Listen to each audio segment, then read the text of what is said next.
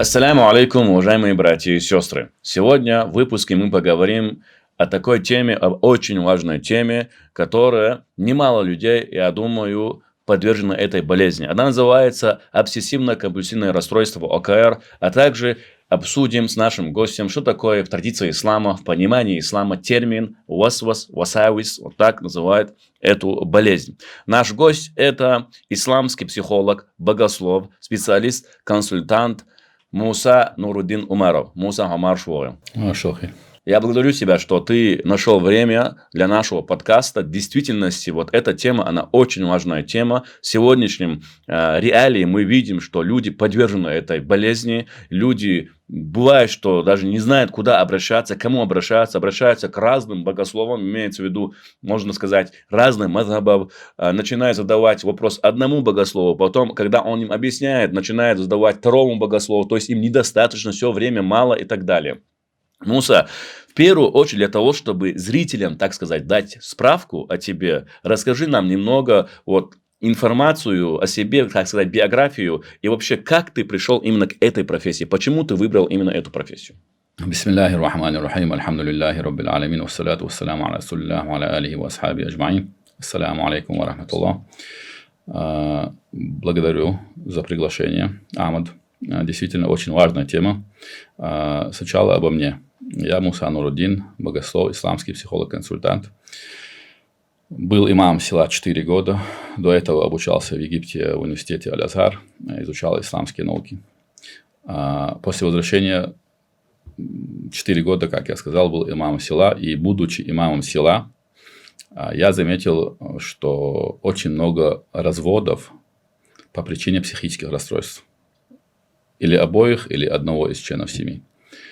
Так как у меня был стаж работы педагогом, у меня уже было педагогическое образование, то есть это как-то близко к психологии. У меня было представление, что такое психология, что такое психическое расстройство. Конечно, я не был психологом, но я понимал, что тут проблемы психологические. Поэтому я направлял этих людей за неимением кого-либо, кого я знаю, то есть психологов, я направлял их к неврологам. Но после того, как я оставил эту должность имама села, я опять ушел в образование, но все-таки решил, что буду помогать людям с психологическими или психическими расстройствами. Так как я видел у нас очень много людей с этими проблемами. Поэтому я прошел обучение, тренинги, курсы по психологии какое-то время и начал практиковать именно как психолог-консультант с исламским образованием. В последующем, то есть 3,5 года назад я начал эту работу. У меня частная практика. В последующем я, конечно, все это время прохожу разные курсы, тренинги, и уже больше года, насколько я помню, я являюсь студентом факультета исламской психологии. И факультет на арабском языке, онлайн. Я единственный не араб среди всех арабов.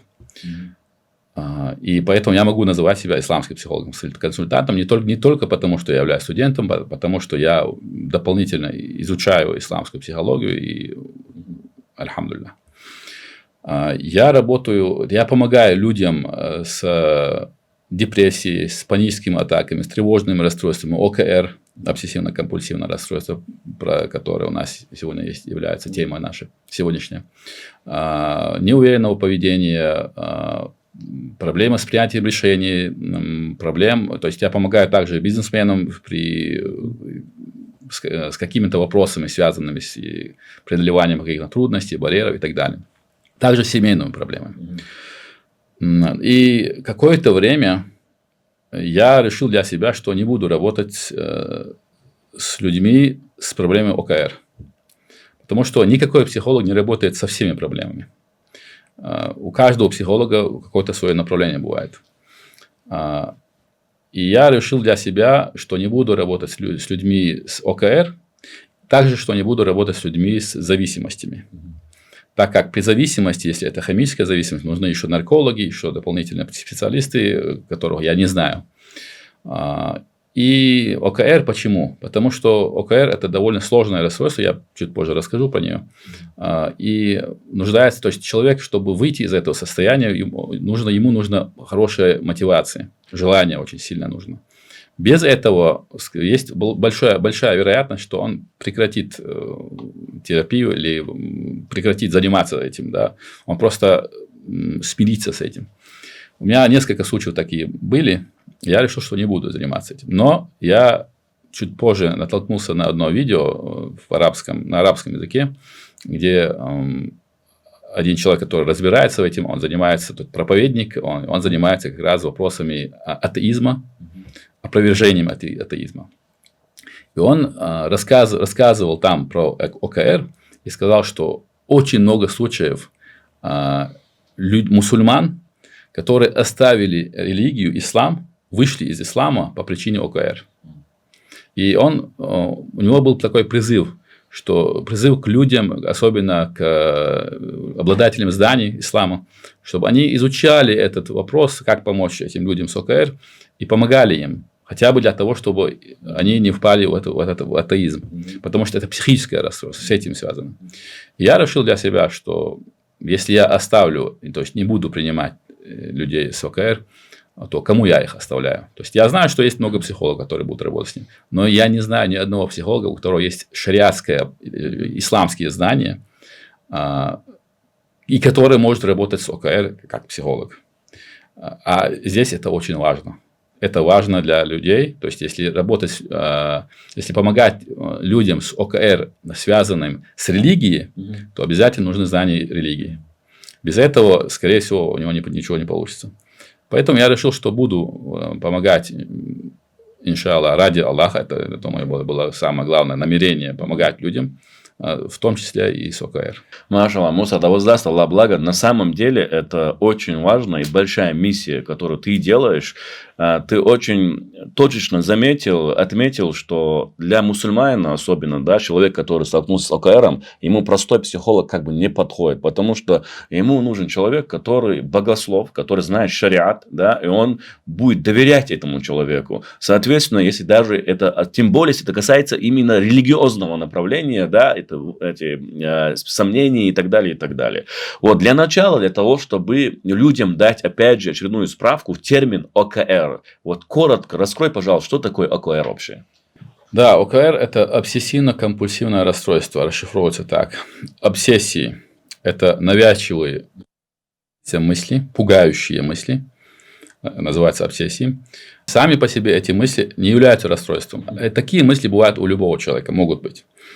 Такие какие-то даже бредовые, может быть, ну, не в клиническом смысле бредовые, а вот какие-то, как правильно, в общем, которые не заслуживают внимания.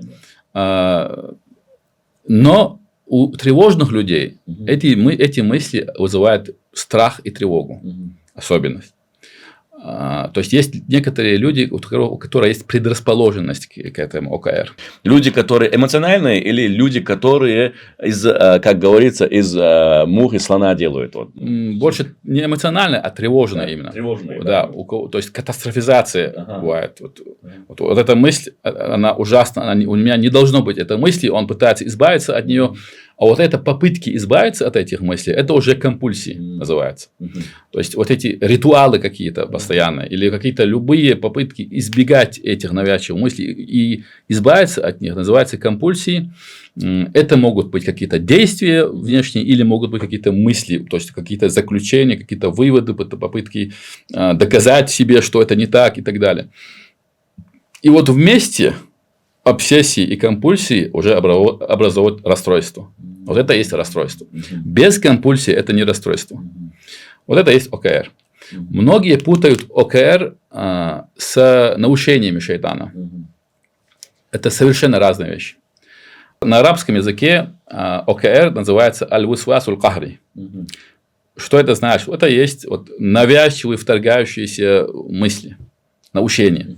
Или мысли, одно и то же. А есть аль-висвасу шайтани. То есть высвасы шайтана, наущение шайтана, это совершенно другое. Разные, совершенно другое. А высвасы шайтана могут быть у любого человека. И достаточно сказать «Аузу билляхи минаш шайтанир раджим», все. Этой проблемы нет. Достаточно истиаду сказать, зикр делать, Коран прочитать. То есть шайтан убегает. Это проблема, то есть это не проблема. Но аль-васвасуль кахри – это психическая проблема, психологическая или психическая. Там есть какие-то нюансы, то есть связанные с работой мозга. Но я сейчас не буду углубляться в это все. Но в целом это работа, то есть это проблема психики человека. Эмоций, поведение, все это. Поэтому это совершенно разные вещи. Многие думают, что когда вот эти люди с ОКР, они пытаются избавиться от этих мыслей через, опять-таки, зикр, Коран и так далее, но когда они видят, что не могут этого делать, они винят себя, думают, что с ними что-то не в порядке, или даже думают, что там джин в них вселился, или сихр там и так далее. Совершенно разные вещи. Это просто, это примерно то же самое, как если бы у человека была пневмония, легкие, да, у него воспаление легких. И он винил бы себя за то, что ему шайтан что-то там сделал сюда, здесь сидит шайтан и что-то там делает, или джин сидит, что-то там делает. Нет, это чисто физиологическая проблема. Нужно просто свое лечение делать. Точно так же ОКР – это психическая проблема, нужно свое лечение. И все. В действительности, я тоже для себя определил разницу, да, что просто назначение васавис, который, да, это у вас научение шайтана есть, и действительно психологическая проблема, которая сама по себе просто так не проходит. ОКР бывает в разных областях. ОКР бывает связано с чистотой, например. Все кажется грязным. Либо там вирусы какие-то чисто грязным с точки зрения физиологии или с точки зрения чисто вот этого физического мира, да, или какие-то вирусы невидимые, там болезни, все такое. А у некоторых это бывает связано с тем, что им кажется грязным наджас, нечистоты какие-то грязные. Такие люди, они очень часто могут мыть руки повторно, моют их какими-то веществами, мыла уже недостаточно, бывает до белизны доходит, до каких-то химических веществ, что это портит их кожу, то есть это действительно очень большой проблемой становится для них. Некоторые люди повторно купаются, меняют одежду, стирают одежду повторно, даже если там ничего грязного не видно, но им кажется, что они дотронулись рукой до чего-то грязного, потом этими руками дотронулись до одежды, потом там все, это все передается и дальше распространяется, как будто весь мир это все грязь. У некоторых васвасы бывают связаны, насчет религии я чуть позже скажу, бывают связаны с тем, что у них убеждение или мысль, что они сделают что-то плохое. Вот у них такие вторгающиеся мысли, что и они представляют себя, что они, допустим, кого-то режут ножом. Прям вот представляют себе это. И они пугаются этого. И пытаются убедить себя, что нет, этого не должно быть, я не хочу этого. Потом он уберегает себя, он прячет ножи. Бывает так, что бывают мысли, связанные с тем, что у них представление, что они нанесут кому-то вред, ребенку, например, в доме. Вот его сын, допустим, или дочь, маленький ребенок, и он представляет себе, что он ему вред наносит. Он никогда этого не сделает. Но он верит, что он может это сделать. То есть ему мысли приходят, что он может это сделать, и он пытается избавиться от этих мыслей, и думает, что с ним что-то не в порядке. Никому не хочется говорить об этом, боится, но это только усиливается. Потом начинаются походы по лекарям, по ракиям, чтобы там джиннов изгонять и так далее. К сожалению, некоторые лекари или раки, они не имеют представления ничего о психическом состоянии человека и ставят диагнозы, и на самом деле это еще усугубляет их положение. Некоторые понимают, что это не из их области, и направляют к специалистам другим. Бывают также васвасы, связанные с религией. С религией бывает несколько видов. Один вид васвасов, то есть это навязчивые мысли, я сейчас имею в виду, конечно. Навязчивые мысли, связанные с омовением, например. Им кажется, что они недостаточно, то есть вода не достигла всех частей, обязательных частей, и повторно продолжается. Бывает также связано с тем, что у них сомнение, что у них действительно или есть омовение, или испортилось омовение, и еще нужно взять омовение, нельзя, не надо взять. Вот эти сомнения, постоянные сомнения. И они ищут твердости, убежденности, пытаются опять-таки через эти компульсии, ответные ритуалы, действия удостовериться, что... Повторяя. Они знают, что есть омовение. Но потом появляется сомнение, все, если есть сомнение, они должны избавиться от этого сомнения и повторно делают омовение. Также связано с молитвой самой. Сколько ракаатов? Прочитал ли я Фатиха? Правильно ли я прочитал? Правильно ли я произнес букву там Ра, например? Правильно ли у меня махрадж? Правильно ли я там мадду сделал? Знакомая ситуация. Да. С учетом того, что правила таджвида для несведущих людей, они не обязательны, по мнению многих ученых. Совершенно никакой проблемы в этом нет. Они могут свободно дальше продолжать, но они боятся, что что-то неправильно, что их намаз недействительный, они потом перечитывают.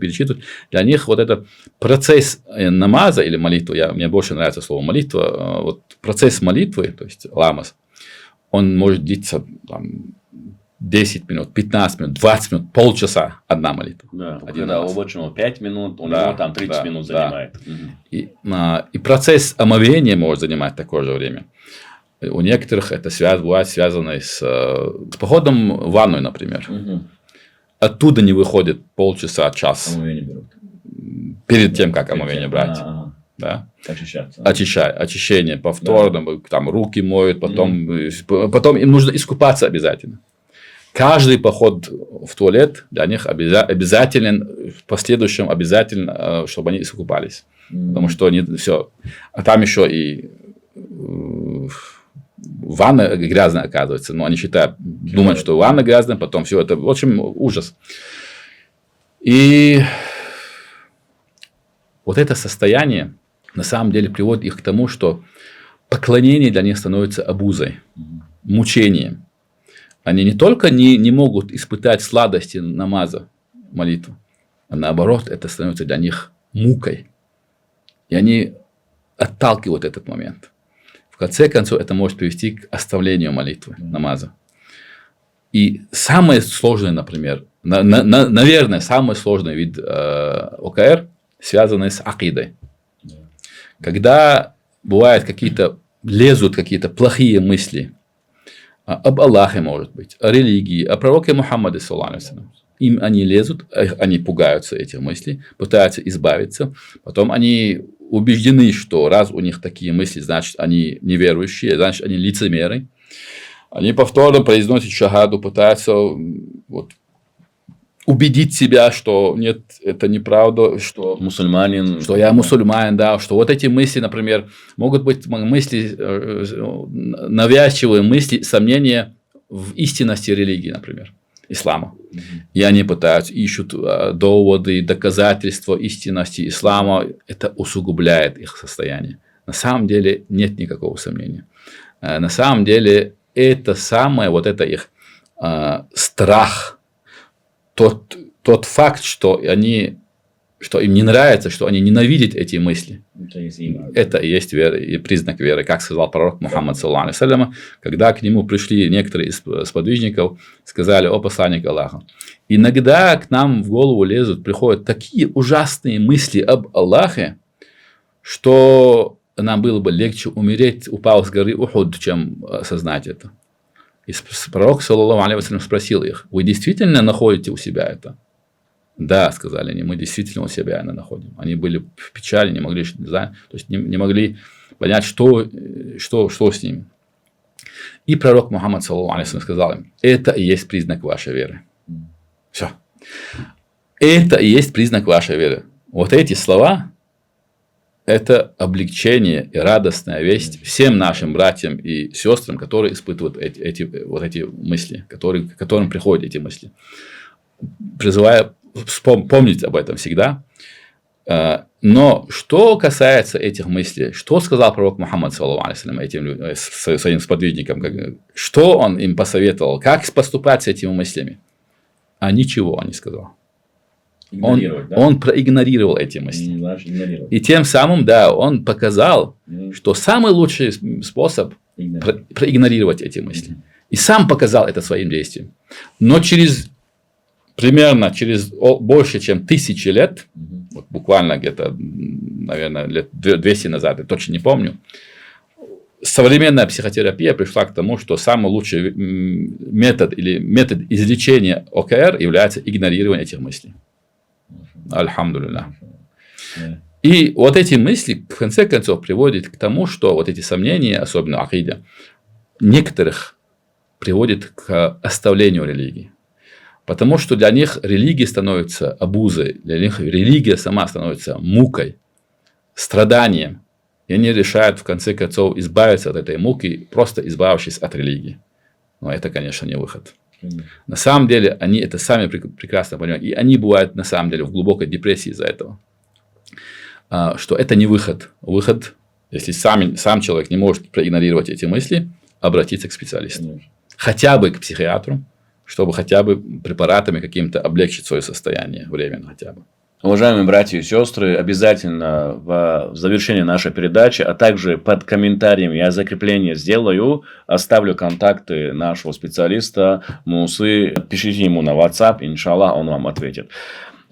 Муса, вот не отходя далеко именно, так как ты затронул именно тему вот, васвасов касательно акиды, которые, да, бывают нарушения, не отходя далеко от этого. Вот я сам несколько раз, мне тоже приходилось, вот мне сообщения приходят, звонят и так далее, хотя я не ученый, я спрашиваю у людей, у ученых, у тебя один раз тоже спросил, не отходя от этой темы, вот знакомый, например, говорит, вот он говорит, аманту билляхи ва расули, я отталкиваю, когда мне приходят вот эти именно насчет акиды, да, плохие мысли. И я задаю вопрос, и мне рассказывают в ответ, как бы, смотри, когда у тебя бывают плохие мысли, и у него как будто, опять же, начинается вот это, я не знаю, что он зацикл, как будто улыбка. Он говорит, ну почему у меня как будто происходит улыбка, я сейчас недавно против этого, и сейчас я против, но почему как будто мне хочется смеяться. Вот это, у него это на нервной почве из-за ОКР, это отдается ему из-за этого, или как именно, вот этот процесс как происходит? Да, на самом деле проблема не в улыбке. Улыбка у меня, сейчас улыбка, например. Улыбка в любое время может быть у человека.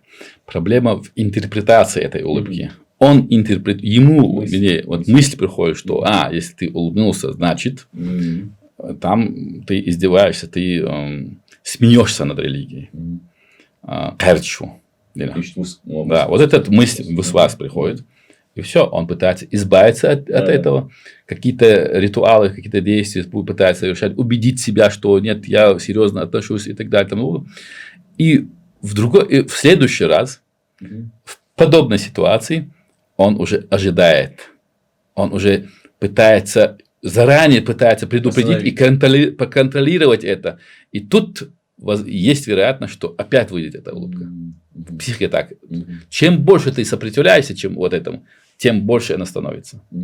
Поэтому проблема не в улыбке, как я сказал. Улыбнулся, альхамдулилlah, улыбнулся. И что? Есть также у некоторых, это бывает связано с какими-то движениями, телодвижениями, которые они интерпретируют как поклон или поклонение чему-то другому, помимо Аллаха. То есть, как ширк. Такое встречается часто. Но нет, что такое поклонение?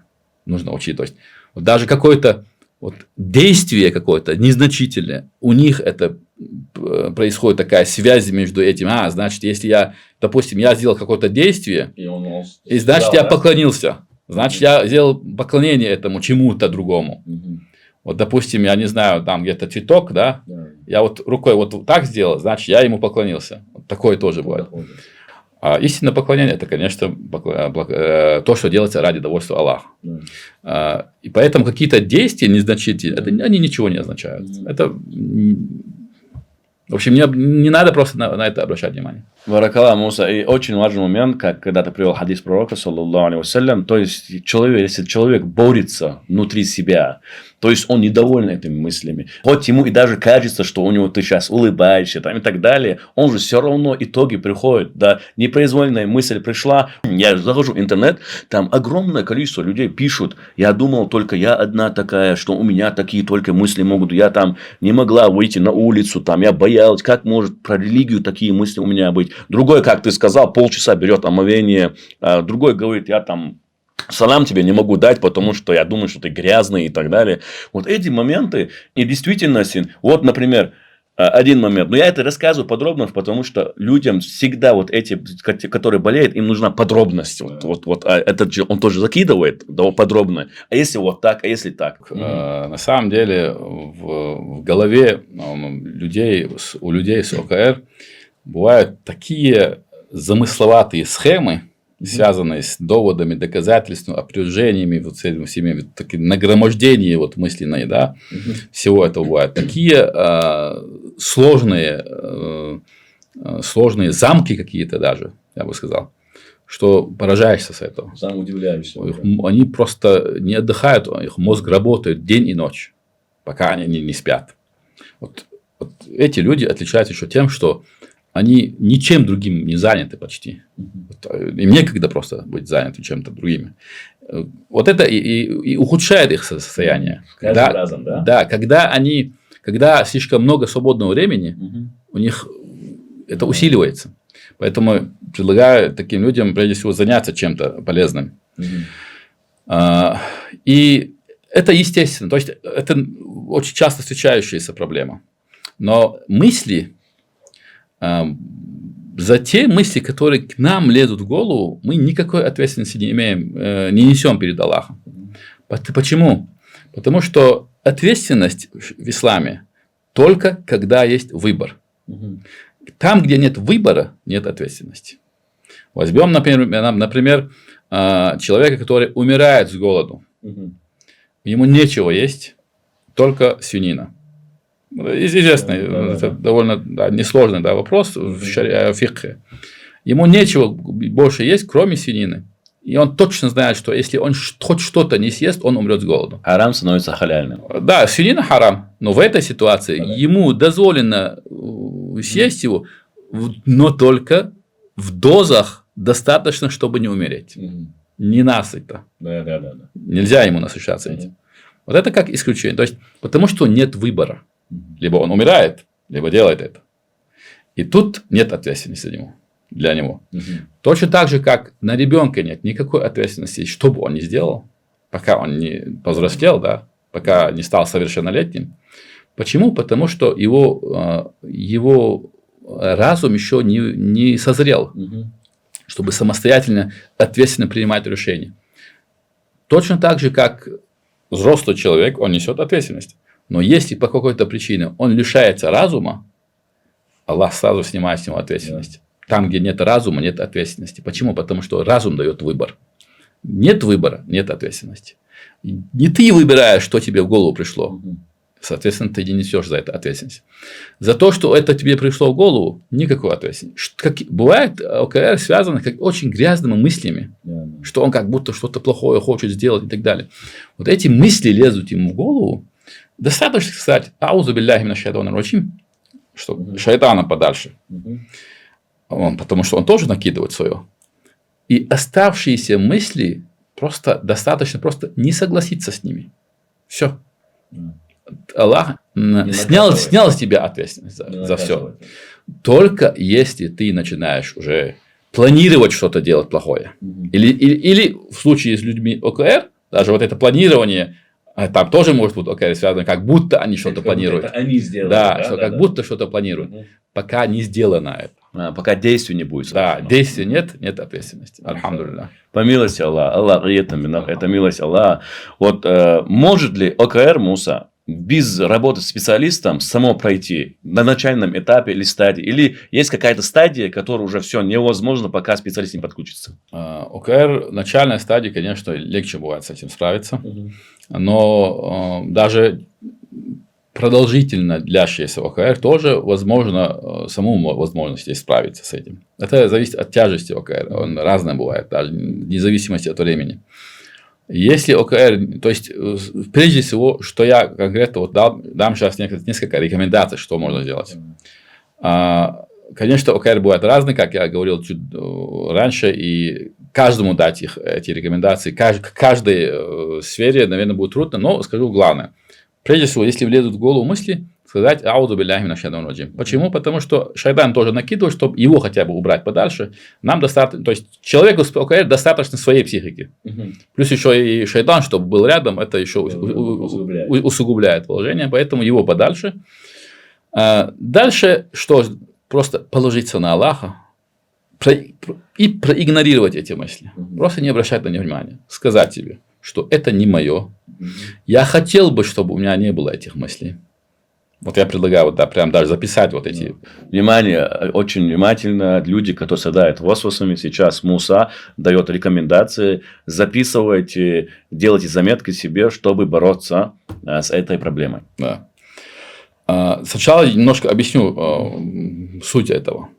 Когда вот эти навязчивые мысли бывают, проблема бывает из-за катастрофизации этого, что ужасно, что у меня есть эти мысли. Дальше. Это непереносимо. Ужасно, непереносимо. И требование. У меня не должно быть этих мыслей. Жесткое требование, что у меня этих мыслей не должно быть, я не должен допустить. Потому что если они у меня будут, значит я плохой, лицемер, там, неверный и так далее. Значит я плохой в целом. И тут как раз с точки зрения РЭПТ, рационально-эмотивно-поведенческая терапия, метод, которым я работаю, мне он очень нравится. И из-за соответствия тоже близости к ценностям ислама. Это из семейства КПТ, больше известной КПТ, когнитивно-поведенческая терапия. Вот эти 4 типа иррациональных верований или неразумных верований, убеждений вызывают у людей вот эти стресс и так далее. То есть негативные, нездоровые эмоции. Вот эта тревога является причиной, почему люди не могут игнорировать эти навязчивые мысли. Слишком сильная тревога. Как с этой тревогой справиться дальше? Вот это 4 типа. То есть они нерациональны. Почему? Потому что ужасно, что у меня есть эти мысли. Что в этом ужасного? Что именно в этом ужасном? Из-за этих мыслей человек не становится неверующим, не становится плохим, не становится... То есть, то, что если у меня есть эти мысли, это значит, я плохой, я не верую, я неверный, я лицемер. Это неверно. Не с точки зрения ислама. То есть, с точки зрения ислама это неверно. Мысли только мысли. Они не меняют личность человека. Мысли, которые вторгаются. Вот мы здесь в этой комнате, да? Эта комната как-то изменилась от того, что мы сюда зашли. Эта комната осталась такой же комнатой. Мы отсюда выйдем, она останется такой же. Точно так же человек, от того, что ему приходит в голову, как мы сюда зашли, вот эти мысли пришли, потом ушли. А человек остается той же личностью, которая была раньше. И этому подтверждение слова пророка Мухаммада, саллаллаху сахабам, что это и есть признак вашей веры. То, что вы не потеряли иман, вы не потеряли. Ничего не изменилось. У вас была вера. Да. Ничего не изменилось. Поэтому это неверное утверждение. А верно что? То, что у меня эти мысли, не значит, не делает меня плохим человеком. Это значит, что я человек. А человек сотворен слабым, говорит Аллах в Коране. Человек сотворен слабым. И, исходя из этого, мы получаем, что наличие этих мыслей не означает, что я плохой человек. Дальше, и соответственно, ужасно ли наличие этих мыслей?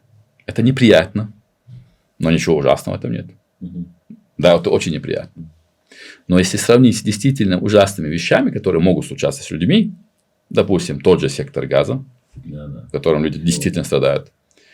И вот представим себе, мне очень нравится этот пример, представим себе, что, допустим, я с ОКР очутился в секторе газа и подхожу к людям, которые там с голоду умирают, и говорю им, вот у меня ужасная ситуация. Мне вот эти мысли в голову лезут. Как он отреагирует?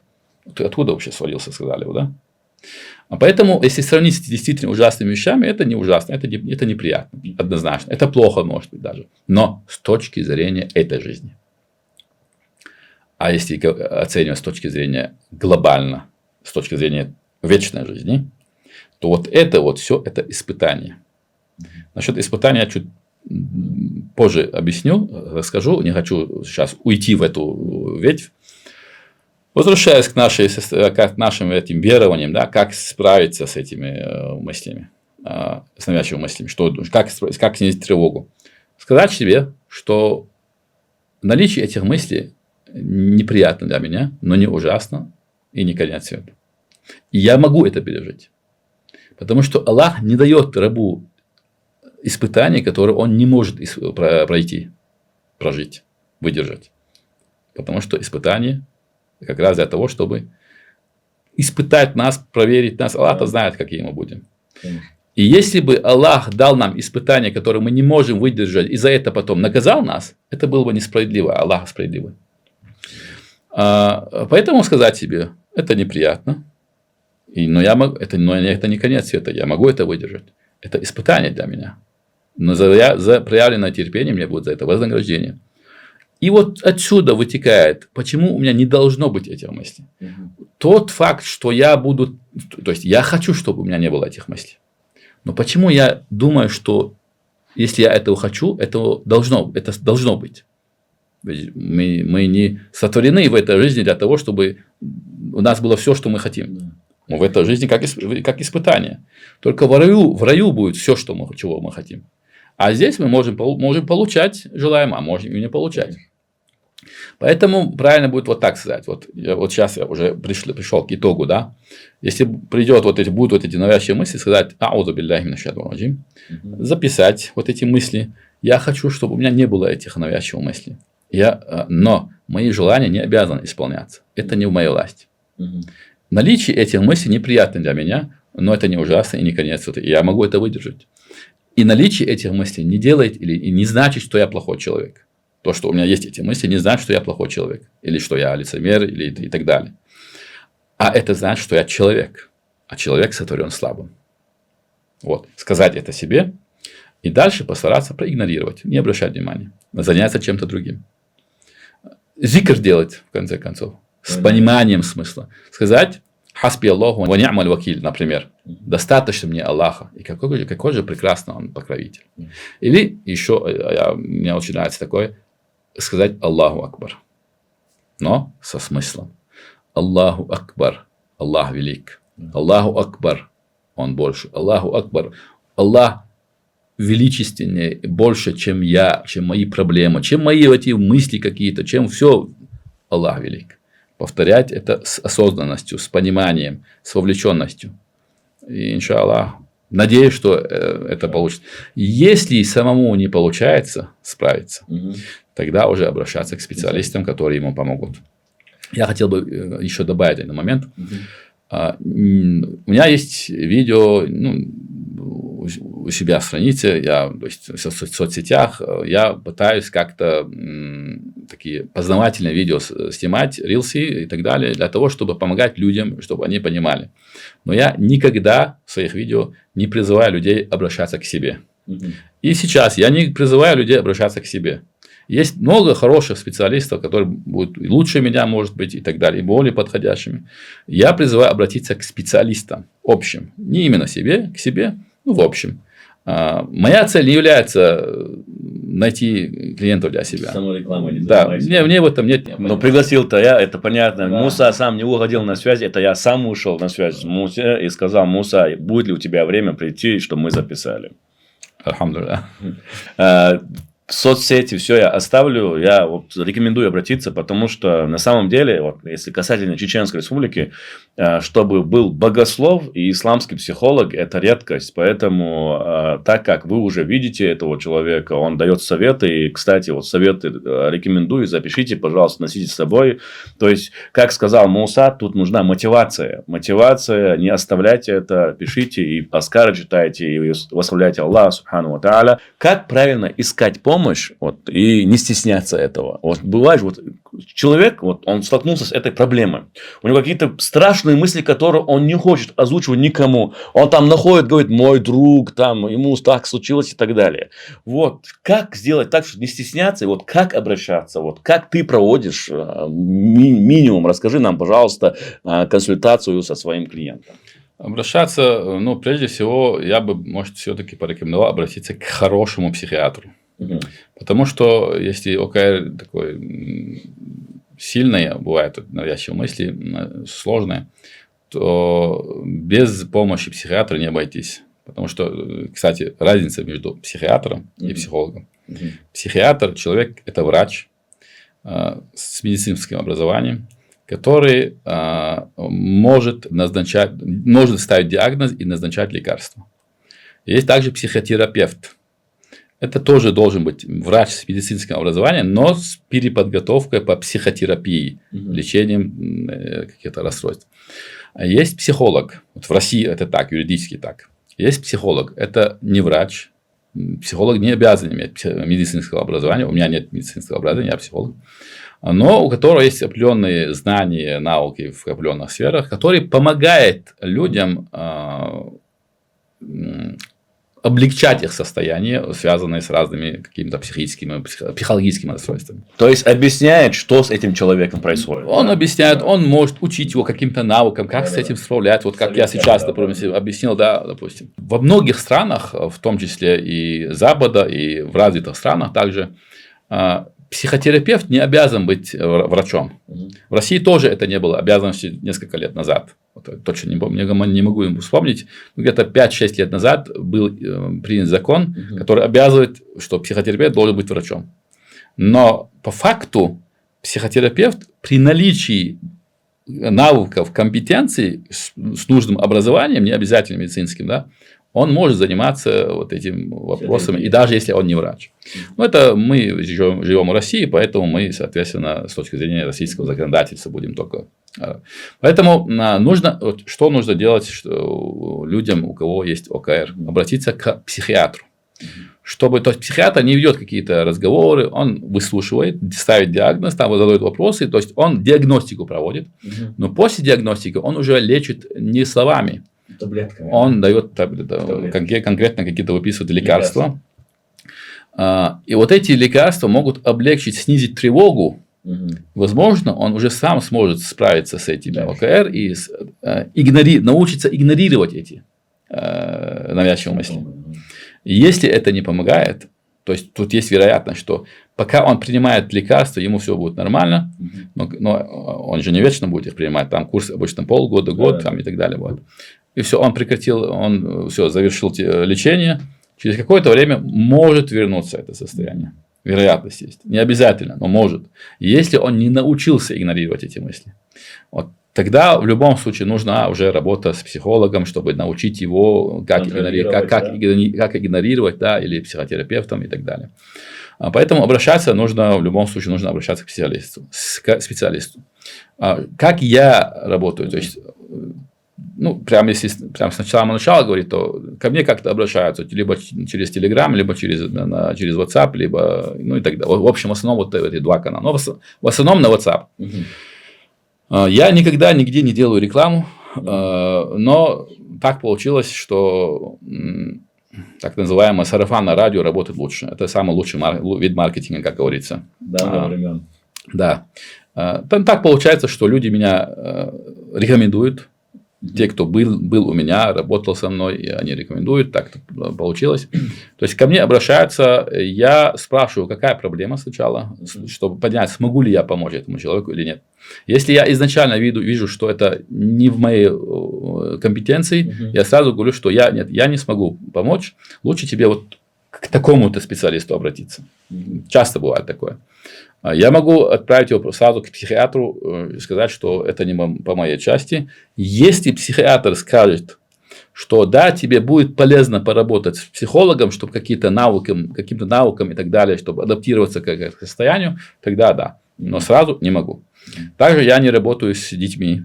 Буквально сегодня тоже было несколько обращений, сегодня на этих днях, в эти дни, и с подростками. Я работаю только с 17 лет. Бывает, иногда делаю исключение там 16 лет, 15 лет, если такой, уже повзрослел, да, раньше. А в основном я работаю и с мужчинами, и с женщинами, со взрослыми. То есть, если это по моей части, коротко, там, по самой суть проблемы, да, я услышал, да, я думаю, что смогу помочь. Дальше я объясняю, как происходит. Там, консультация обычно бывает неделю одна консультация, если нет необходимости на более частые. Длительность консультации это 50 минут примерно, если это индивидуальная, там, семейная консультация тоже бывает, но это уже 90 минут вместе, если муж и жена. В общем, я объясняю как все это происходит. Дальше я назначаю какое-то время. Если это очная консультация, здесь в Грозном у меня есть кабинет. Если это онлайн, то по видеосвязи. И встречаемся, и дальше работаем. Вопрос конфиденциальности, да, что никто это, кроме тебя и кроме этого человека, который к тебе пришел, не узнает среди людей. Вот как у тебя происходит этот момент? Расскажи, пожалуйста. Ну, сначала хотел бы начать с того, что у нас в народе считается таким зазорным пойти к психологу, психиатру, как будто это означает, что человек там стал ненормальным, что он лишился ума и так далее. Это совершенно не имеет никакого общего с данной проблемой. Поход к психиатру, например, даже к психиатру, это такая же необходимость, как и поход к другому врачу. Бывают болезни, связанные с телом, бывают болезни, связанные с психикой человека. Психика – это не душа, сразу говорю, это разное. Поэтому идти к психиатру или идти к психологу, ничего зазорного в этом нет. Это, как сказал пророк Мухаммад, саллаллаху алейхи ва саллям, лечитесь же, рабы Аллах. Ведь Аллах не оставил болезнь без лекарства, кроме старости. Это наша обязанность. Что касается, еще один страх бывает, да, вот этот вопрос конфиденциальности. Боясь, что об этом кто-то узнает, что кому-то расскажут. Так вот, я хочу сказать не только про себя лично, а про любого нормального психолога, что никакой нормальный психолог никогда не расскажет ничего без согласия самого клиента. Если в этом есть необходимость, обязательно только согласие самого клиента. То есть он не имеет права с точки зрения этики, а мы, как мусульмане, не имеем права с точки зрения ислама, потому что это амана. Да, ни в коем случае, никакой нормальный психолог никому это не расскажет. В этом нет, я, естественно, даже если бы я не был психологом, как любой мусульманин, и тем более богослов, я не имею права распространяться об этом. Сегодня я услышал один интересный момент, что некоторые говорят, в народе так, видимо, такая молва идет, что мне так прямо сказали это, что никогда не рассказывай свои секреты. Я не помню первую, какая категория была таким категориям людей. И вторая категория мулам. Потому что они в своих проповедях будут потом пример приводить и без имен, но рассказывают. Вот бывают такие случаи, рассказывают. Да. Это ни в коем случае этого нельзя допускать, конечно. Вот просто пример. Если мне покажется, что вот эта проблема, допустим, человек, который пришел ко мне, она актуальна и для других людей, и что было полезно другим людям понять, что вот бывает такая проблема, вот это решение такое и так далее, то я обязательно спрошу этого человека, могу ли я рассказать про эту проблему, не называя имен, могу ли я рассказать про это в своем видео. Даже когда я получаю согласие, я потом это видео отсылаю этому человеку и спрашиваю, могу я опубликовать это видео. Если нет согласия, соответственно, я не публикую. Поэтому это не только я делаю, это любой нормальный психолог должен вот так поступать. Поэтому с точки зрения конфиденциальности в этом я не думаю. Это, конечно, если обращаться к хорошему, нормальному, компетентному специалисту. Так что обращайтесь смело. В общем, Муса, есть еще такой вопрос. Это миф или это правда, что также бывает, помогает медитация, правильное дыхание и так далее? Помогает ли именно вот эти? Тема медитации, на самом деле, это большая тема. Я бы даже предложил отдельно поговорить про это, но я скажу несколько слов. Медитация, истоки медитации идут от индуистских религий, от языческих религий. Йога, медитация, вот эти техники mindfulness, современное название это все истоки идут от буддизма, индуизма и так далее, разновидности этого всего. Соответственно, да, говорят, что убрали все духовные практики, остались только чисто физические практики. Но что бы это ни было, медитация – это религиозный ритуал. Можем ли мы брать религиозные ритуалы других религий? Нет, В исламе нельзя? Однозначно нет. Йога – это такой же религиозный ритуал. Это как молитва. Это способ... Когда они в позе вот сидят вот этой, да? Да. Йога, на самом деле, это способ соединиться с Богом. Способ соединения с Богом. Один из способов. Потому что в буддизме, иудаизме, по-моему, в частности, в буддизме все является единым. Слияние. Вот Бог – это все. И все это Бог. И вот эти, в одной из этих религий души людей, то есть люди родились, они как будто отделились от Бога, и целью этих душ людей является воссоединение с Божеством обратно. Вот эти техники направлены для этого. Ну, там вопрос даже не может стоять, да? И у меня был диалог с некоторым психологом по этому вопросу. Они считают, что нет, это чисто такое, как спорт, практика. Зачем нам это нужно? Это все равно, что утверждать, что крестное знамение можно делать, то есть креститься, да? Это как будто просто, да? Если там нет никакой верования, нет духовного, ничего, просто я крещусь просто. Я это делаю просто для того, чтобы было движение рук такое, зарядку делаю. Но делай другую зарядку. Зачем эту делать именно? Как будто больше нечем заниматься. И насчет эффективности и полезности вот этих техник, йоги, медитации, есть спорные мнения у самих психологов, даже не мусульманских психологов, а в науке, в психологии, в научных кругах есть спорное мнение насчет эффективности этого всего. Но нам, мусульманам, нет никакой необходимости прибегать к этому. У нас есть свое. У нас есть молитва, которая является разговор с Аллахом. Это полностью все, что нам нужно, у нас есть. У нас есть тафаккур, размышление. У нас есть зикр. У нас есть много чего у нас есть. Еще один момент, который является противоречащим исламу, в медитации, например. Там смысл в чем? В том, чтобы избавиться от каких-то оценок, от каких-то мыслей, полностью очистить свой разум. Во-первых, это невозможно долгое время. На короткое время, только если потренироваться долго. Во-вторых, ислам призывает к обратному. Ислам призывает к размышлению. Аллах в Коране во многих аятах, как ты знаешь, Амад, призывает нас, чтобы мы размышляли, чтобы мы думали.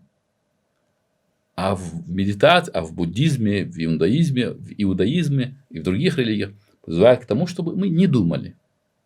Мы не размышляли. Мы очистили свой разум и просто отдались во власть сил. Вот эти техники направлены в том числе и на это. Бывают дыхательные техники из медитации, из йоги. Ничего из этого нам не нужно. Есть дыхательные техники, не взятые, не имеющие отношения к медитации и к йоге. Дыхательные техники направлены конкретно в ситуации для того, чтобы расслабиться, для того, чтобы снизить тревогу. Можно ли их практиковать? Однозначно можно. Никакой проблемы нет. Это дыхание не для того, чтобы очиститься от мыслей и так далее.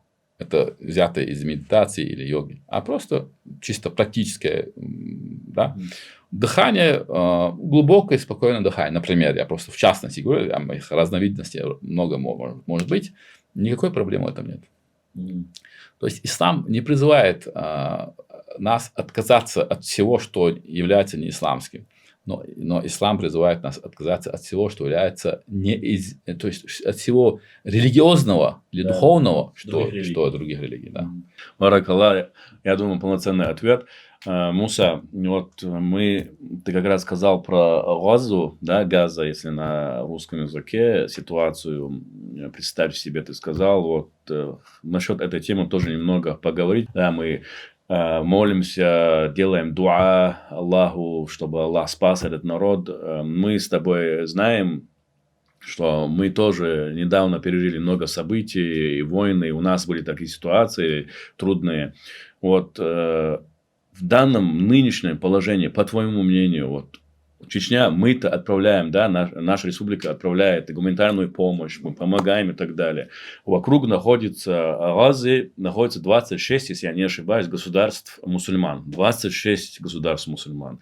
Вот твоя точка зрения, вот, как ты считаешь, в каком положении нынешнем находится именно вот наша умма? И дай свою правовую оценку.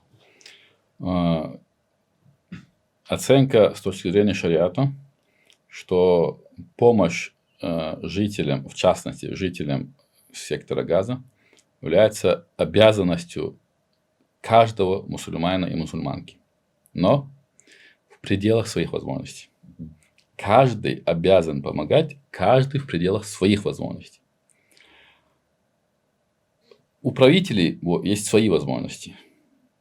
У некоторых возможность может быть больше, может быть меньше. У народа есть свои возможности. Но каждый обязан только в меру своих возможностей. Альхамдулилля, Аллах не возлагает на нас то, чего мы не можем понести. То, чего мы не можем делать.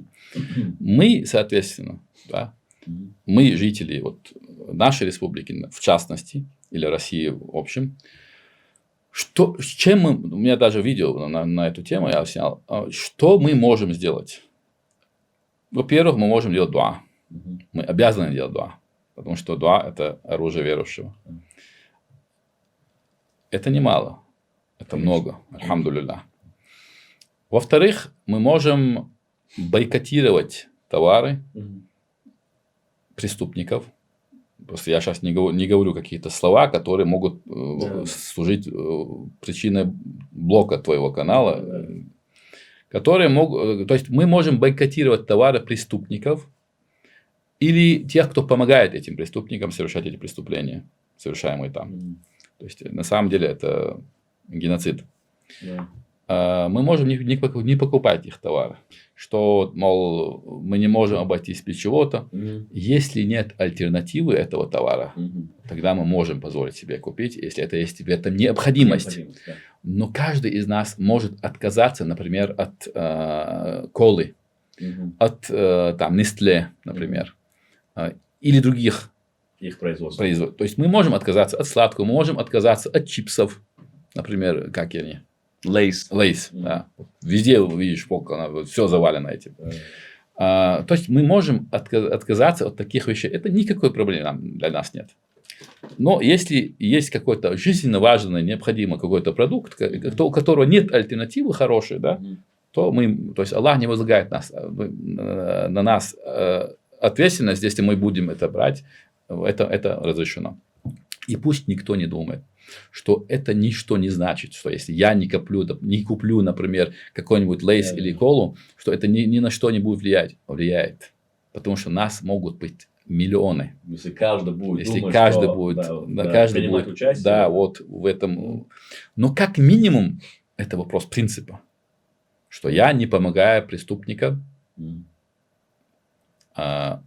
угнетать не только мусульман, любого человека. Но там, кроме мусульман, тоже находятся другие, которые даже не ушли оттуда. Даже если бы там ни одного мусульманина не было. Вот сам факт преступления, мы, верующие, мы, мусульмане, обязаны быть против любого вида насилия и преступления.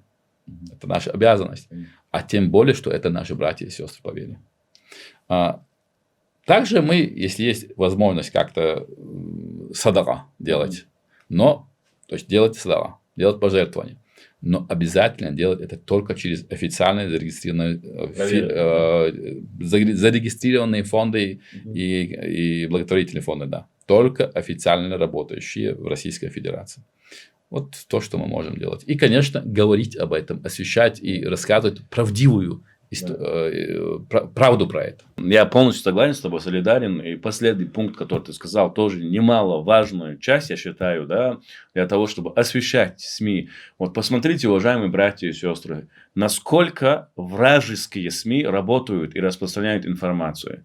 А когда, например, мусульмане, да, вот у нас, я не знаю, общего масштабного такого нет у нас. Да, каждый, альхамдулилля, переживает, мы понимаем, каждый мусульманин обязан переживать, потому что, как Мухаммад, саллаллаху алейхи сказал, как пророк сказал, мусульман, как это одно единое тело, как.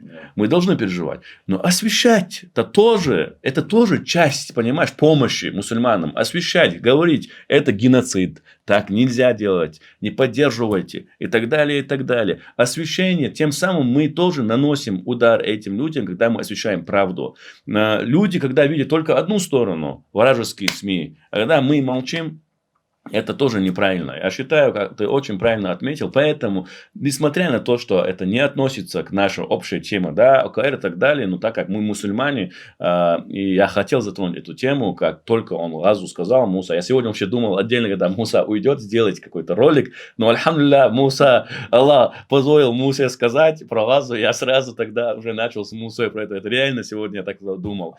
Вот так у нас по воле Аллаха получилось. Поэтому, уважаемые братья и сестры, как сказал Муса, делайте дуа, бойкотируйте, делайте причины для того, чтобы вы стали той причиной, которая нанесли бы ущерб врагам, тем людям, которые издеваются. Это издевательство, реально, это издевательство, геноцид.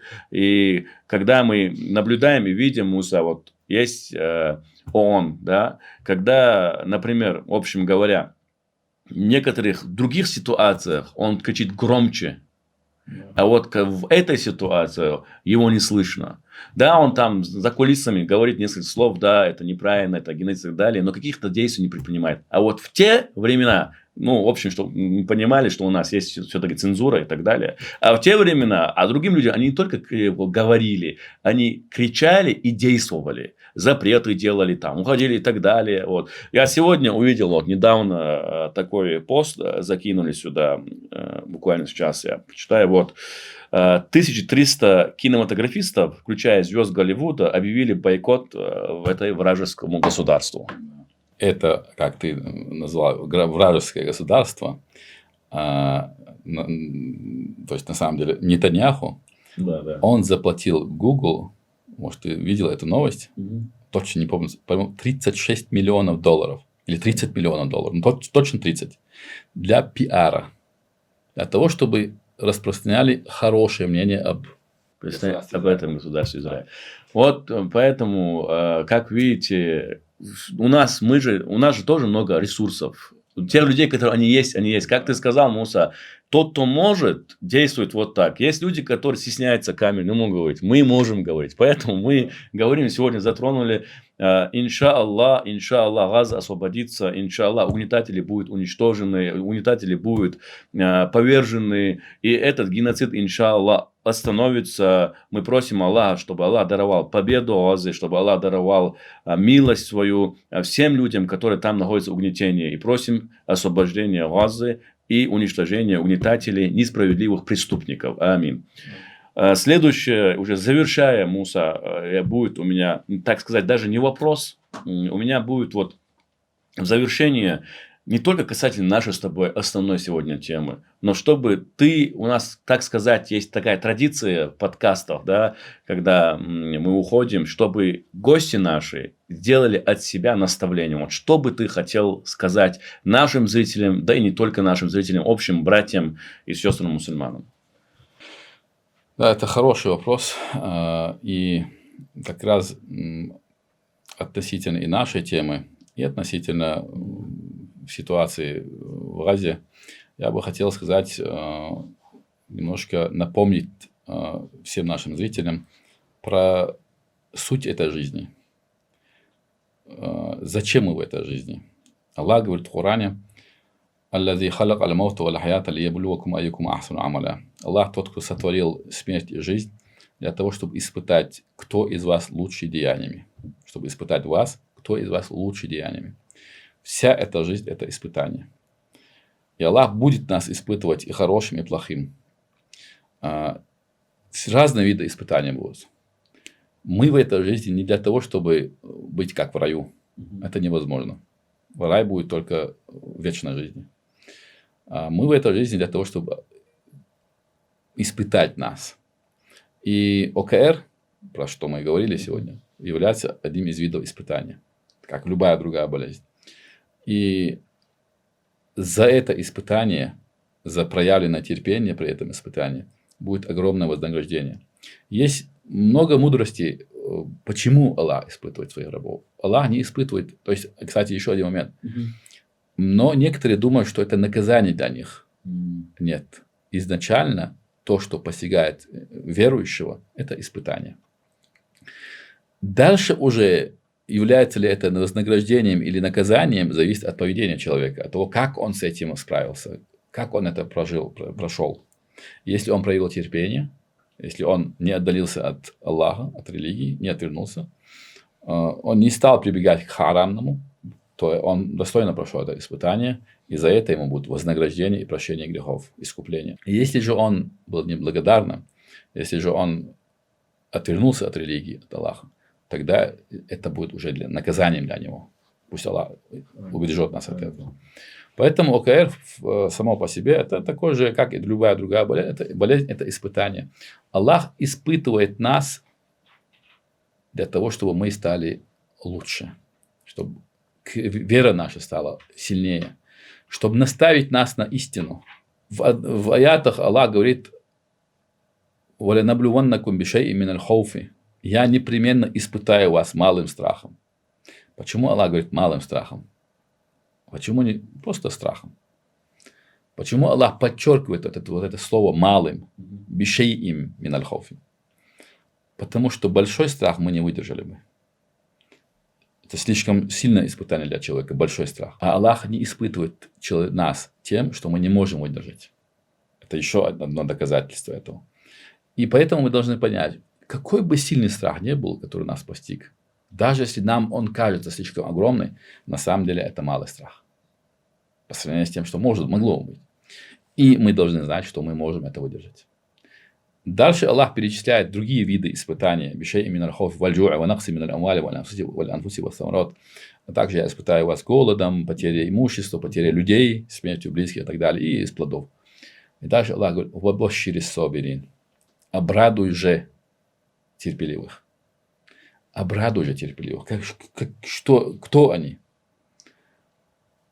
الذين إذا أصابتهم مصيبة قالوا إنا لله وإنا إليه راجعون. Которые, то есть терпеливые, когда их постигает вот это испытание, проявляют терпение и говорят: «Инна лилляхи», поистине мы принадлежим Аллаху, «Ва инна илейхи раджиун», и поистине к Аллаху наше возвращение, мы возвращаемся. И говоря это, не просто говорят, они возвращаются, они приближаются к Аллаху, они стремятся к довольству Аллаха. И они становятся еще лучше, когда их постигает не беда, вот это испытание, они проявляют терпение и приближаются к Аллаху. Это становится для них возможностью для приближения к Аллаху, проявляя терпение. Уляика алейхим салавату мир роббихим ва рахма. Это те, которым будет благословение от Аллаха и милость Аллаха. Ва уляика хумуль мухтадун. И это те, которые были на истине. Быть на истине. Аллах приказал нам 17 раз в день произносить «Ихдина сирата мустаким». Чтобы мы 17, то есть Аллах обязал каждого верующего совершать намаз. Намаз – это основа религии. Это самый главный вид поклонения в исламе. И Аллах приказал нам 5 намазов в день. В этих 5 намазах 17 ракатов. Самая главная часть намаза – это фатиха. 17 раз мы читаем фатиха. Самая главная часть фатихи – «Ихдина сирата мустаким». Аллах приказал нам, обязал нас, чтобы мы 17 раз в день просили у Него: «Ихдина сирата мустаким». О Аллах, веди нас путем истины. Потому что если мы на пути истины, если мы исправились, то нам будет благо и в этой жизни, и в рай в вечной жизни. И Аллах, вот это, возвращаясь к этому аяту, если мы с терпением проявляем терпение, проходим это испытание, то мы будем на истине. Мы будем исправившиеся, с которых Аллах наставил. А с чего нам еще нужно? Альхамдулиллах. Поэтому это не наказание. Я еще раз обращаюсь к братьям и сестрам, если у вас есть такое, это не наказание, это испытание для вас. Проявляйте терпение, но проявлять терпение не означает терпеть это и не пытаться избавиться от этого. Как сказал пророк Мухаммад, саллаллаху, лечите же, рабы Аллаха, ведь Аллах не оставил болезни без лекарства, кроме старости. Так лечите же, братья и сестры. Пусть Аллах поможет. Баракаллах фикум, да воздаст Аллах благо, Муса. Я очень благодарен, что ты пришел к нам на подкаст. В действительности эта тема меня волновала. Я видел, изучая некоторые комментарии тоже людей, что эта тема их волнует, что жизнь становится невыносимой, когда происходят вот такие вещи, как ОКР, ОСВОС и так далее. Да воздаст Аллах благо, Муса, Аллах Ресул, да Алдикан Сбехам Бойл. Я надеюсь, что, иншаллах, это наш с тобой не последний подкаст. Еще впереди у нас с тобой будут подкасты, иншаллах. Уважаемые братья и сестры, напоминаю, что контакты и страницы я оставлю под этим комментарием. Пишите свои отзывы, комментарии, распространяйте. Поистине это был благой подкаст. Распространяйте благое. Вассаляму алейкум ва рахматуллахи ва баракату. Я благодарю тебя, Ахмад, за то, что делаешь эту работу. Это очень полезная работа. Распространять полезные знания. Это один из видов этого современного, возможностей современных. И благодарю за то, что пригласил меня, посчитал полезным мои знания, мой опыт. Пусть Аллах сделает их полезными, нашу работу пусть Аллах сделает полезным для уммы, для мусульман. Аминь. Вассаляму алейкум ва рахматуллахи ва баракатуху.